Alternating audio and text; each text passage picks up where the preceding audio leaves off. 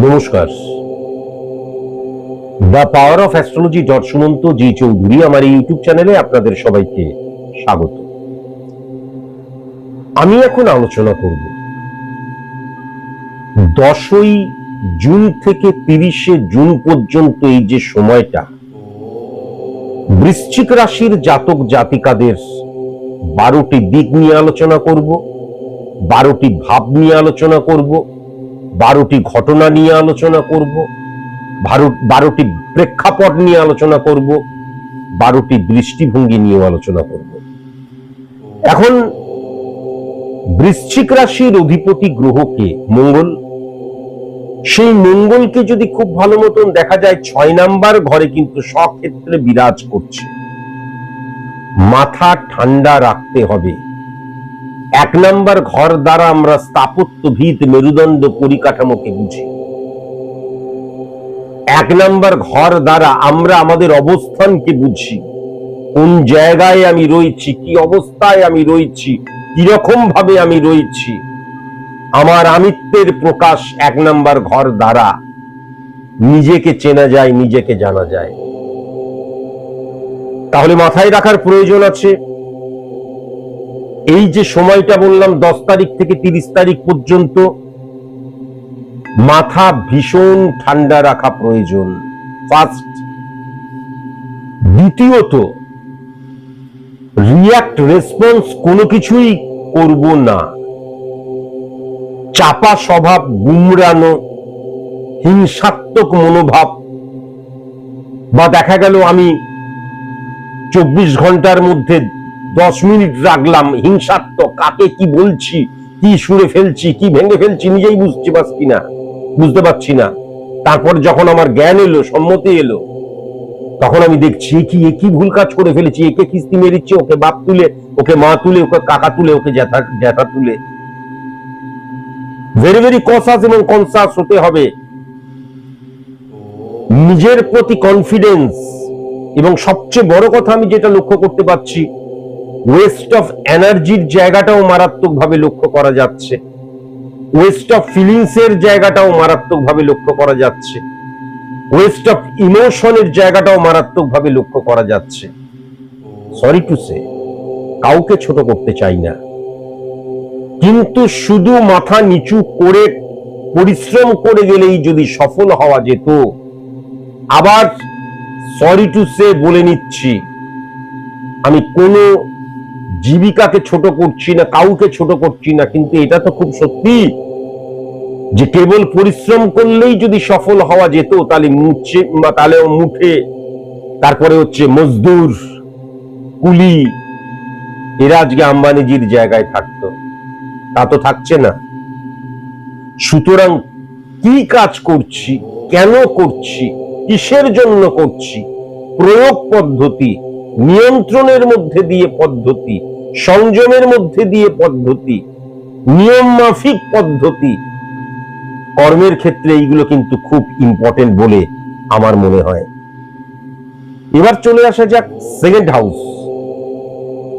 Second house দ্বারা আমরা অর্থের জায়গাটাকে বুঝি, সঞ্চয়ের জায়গাটাকে বুঝি, দৃষ্টিভঙ্গির জায়গাটাকে বুঝি, মুখনিসৃত বাণীর জায়গাটাকে বুঝি, আমার সামনাসামনি যারা রয়েছে তাদের সাথে আমার কেমন রিয়াক্ট রেসপন্স হচ্ছে সেটাকে বুঝি। তাহলে এক্ষেত্রে কিন্তু যেটা লক্ষ্য করা যাচ্ছে, অর্থের সৎ ব্যবহার বৃশ্চিক রাশির জাতক জাতিকারা সঠিক মতন করতে পারবে না, এক। আর তা না হলে প্রচুর পরিশ্রম করছি, যতটা অর্থ পাওয়ার কথা, জীবন গাড়ির পেট্রোল অর্থ, ততটা কিন্তু পাচ্ছি না, কিন্তু পরিশ্রম তার দ্বিগুণ করছি। আবার অনেক ক্ষেত্রে লক্ষ্য করা যায় মিসইউজ অফ মানির জায়গাটাও মারাত্মক লক্ষ্য করা যাচ্ছে, কেননা বৃহস্পতি কিন্তু শুক্রের সাথে বসে রয়েছে এবং 9 নাম্বার ঘরে বসে রয়েছে। অনেক ক্ষেত্রে কিন্তু লক্ষ্য করা যাবে যে আমার যে অবস্থান, আমার পাড়া পড়শি, আমার সোশ্যাল মিডিয়ার ফ্রেন্ড, আমার সবাইকে দেখাবার জন্য, এই যে শো অফ করার জন্য আমি অহেতুক ওয়েস্ট অফ মানির জায়গায় যাব। এরকম প্রচুর স্টুডেন্ট আমার রয়েছে। দেখা যাচ্ছে আমি 50-60 হাজার টাকা ইনকাম করছি, 40 বা 30 হাজার টাকা ইনকাম করতাম, এখন 50, 60, 70 হাজার টাকা এরকম ইনকাম করছি। আমি অনেক ভালো থাকতে পারতাম, আমি অনেক ভালোভাবে লাইফ লিড করতে পারতাম।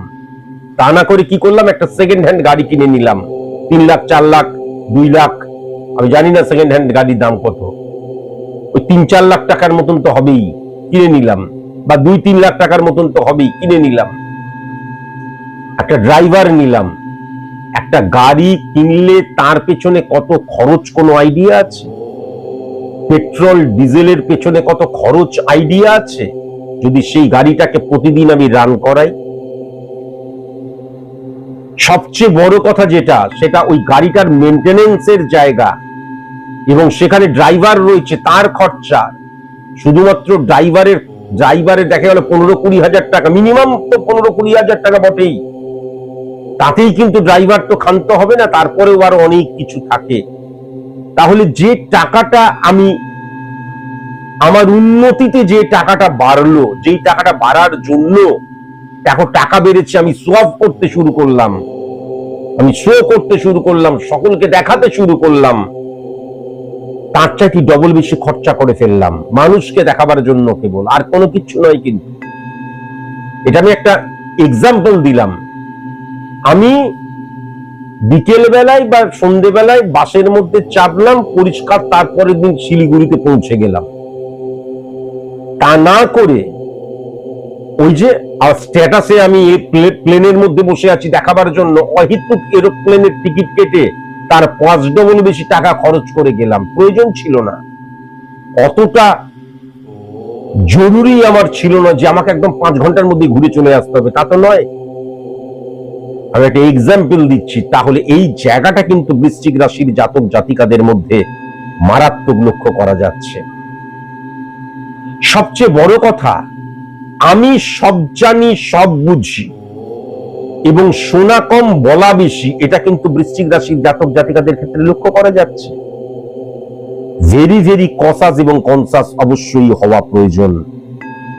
মানসিকতা, মনোভাবের জায়গায় যদি সুগঠিত, সংগঠিত, ডেডিকেশন, ডিভোশন, ডিটারমিনেশন, কমিউনিকেশনের স্কিল, নিয়মানুবর্তিতার জায়গাটা প্রখর না হয়, তাহলে কিন্তু বৃশ্চিক রাশির জাতক জাতিকারা কখনোই এইটুকু সময়ের মধ্যে সফলতার স্বাদ অনুভব করতে পারবে না। এটা কিন্তু মাথায় রাখার প্রয়োজন আছে। 3 নাম্বার ঘরের অধিপতি গ্রহ 5 নাম্বার ঘরে বসে রয়েছে। সুতরাং কর্মের জায়গাটা, ঊর্জার জায়গাটা, পরিশ্রমের জায়গাটা, বারবার ধরে বলছি, রিয়েলিস্টিক চিন্তা ভাবনার জায়গাটা দারুণ রয়েছে।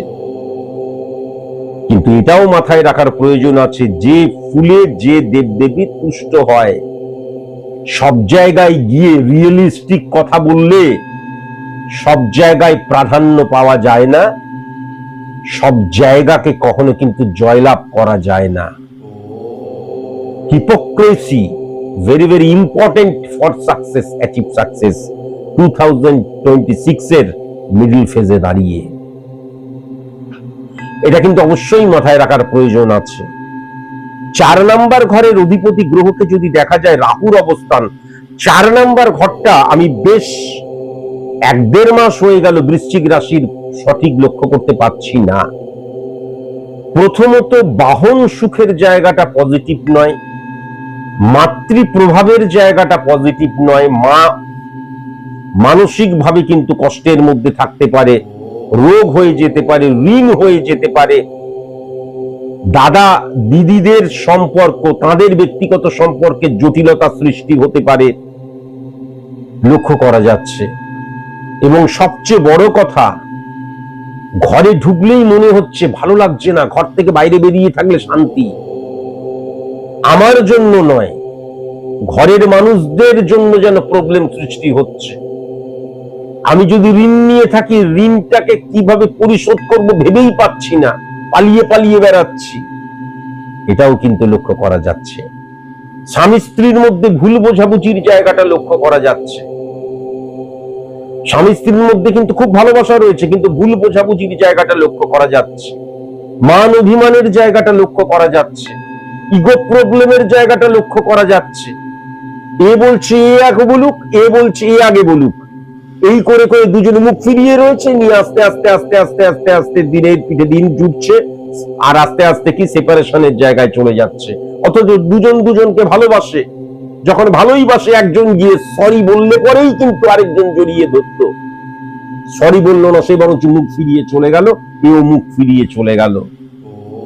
ভেরি ভেরি কনসাস এবং কনসাস অবশ্যই কিন্তু হওয়া প্রয়োজন। বৃশ্চিক রাশির জাতক জাতিকারা যারা তোমরা 2-3 মাসের মধ্যে বিবাহ করবে বা পাত্রপাত্রী ফাইন্ড আউট করেছো বা করছো, ভেরি ভেরি কনসাস এবং কনসাস অবশ্যই হওয়া উচিত। 5 নাম্বার ঘরে শনির অবস্থান সব সময় কিন্তু স্টেবল সফলতা দেয়, কিন্তু চট করে সফলতা দেয় না। আমি আবার বলছি, 5 নাম্বার ঘর দ্বারা আমাদের বুদ্ধিটাকেও বুঝি, তাহলে আমাদের যে বুদ্ধির যে জায়গাটা, তাহলে সেক্ষেত্রে অতিরিক্ত রিয়েলিস্টিক হয়ে যাবার জায়গাটা লক্ষ্য করা যাচ্ছে। কখনো কখনো বোকা হওয়া ভালো। আবেগ থাকবে না একটা মানুষের মধ্যে, ভীষণ প্রয়োজন, কিন্তু কখনো কখনো সে নীল আকাশের নিচে ছুটে যাবে না, অকারণে হাসবে না, অকারণে চিৎকার করে বলবে না আমি তোমায় ভালোবাসি। কখনো কখনো মানুষ বট গাছ বা অর্জুন গাছ বা অসত্য গাছের নিচে গিয়ে অকারণে গাছটাকে জড়িয়ে ধরে বলবে না যে আমি ওকে মিস করছি। এই জিনিসগুলো ভেরি ভেরি ইম্পর্টেন্ট আমাদের বেঁচে থাকার জন্য। তাহলে সেই জায়গাটাকে কিন্তু সফলতার জায়গাটা, এইটাকে অ্যাচিভ করার জন্য, সার্বিক অর্থে অ্যাচিভ করার জন্য আমাকে জল হতে হবে। আমি আমার নীতি আদর্শ আমার কাছে থাকুক, কিন্তু আমি যখন কর্মে যাচ্ছি, আমি কর্মস্থানে নীতি আদর্শের কথা ওড়াতে যাব না, সেটা আমার ব্যক্তিগত ব্যাপার। আশা করি বোঝাতে পারছি। 6 নাম্বার ঘরে মঙ্গল এবং চন্দ্রের যে জায়গাটা, ফোর্সের, পুলিশের, এই ধরনের সার্ভিসের ক্ষেত্রে অত্যন্ত পজিটিভ এই সময়টা আমি যেটা লক্ষ্য করতে পারছি, অত্যন্ত পজিটিভ আমি লক্ষ্য করতে পারছি। বা ইঞ্জিনিয়ারদের ক্ষেত্রে, মেকানিক্যাল ইঞ্জিনিয়ারদের ক্ষেত্রে খুব পজিটিভ সময় আমি লক্ষ্য করতে পারছি। সার্জনদের ক্ষেত্রে অত্যন্ত পজিটিভ সময় আমি লক্ষ্য করতে পারছি। কিন্তু মাথায় রাখার প্রয়োজন আছে যে সার্ভিস হোল্ডারদের ক্ষেত্রে অনেক সময় কিন্তু ক্রিটিক্যাল সিচুয়েশন ক্রিয়েট হয়ে যাবে, এবং অনেক সময় কিন্তু আর্গুমেন্টের জায়গাটাও লক্ষ্য করা যাচ্ছে। হঠাৎ করে কিন্তু কর্মের পরিবেশ আমার জন্য ডিটোরিয়েট করে গেল, এবং বস, সংস্থা, অর্গানাইজেশনকে নেগেটিভ কথা থ্রো করে দিলাম, যেটা আর ফেরত নেওয়া যাবে না। আর্গুমেন্টে জড়িয়ে পড়তে পারি।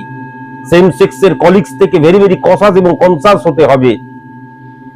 ইম্পর্টেন্ট ফ্যাক্টর, আমি যদি সার্ভিস খুঁজছি, সার্ভিসের ক্ষেত্রেও কিন্তু যারা সার্ভিস হোল্ডার, তারা যদি গৃহ থেকে দূরবর্তী স্থানে, কেননা 12 নম্বর ঘরকে হিট করছে, গৃহ থেকে দূরবর্তী স্থানে বা বিদেশ ভূমিতে কাজ করি বা ভিন রাজ্যে কাজ করি, ভেরি নাইস। আবার যারা সার্ভিস খুঁজছো, যদি সরকারি চাকরি খুঁজছো, এই সময়টা একদম বেকার।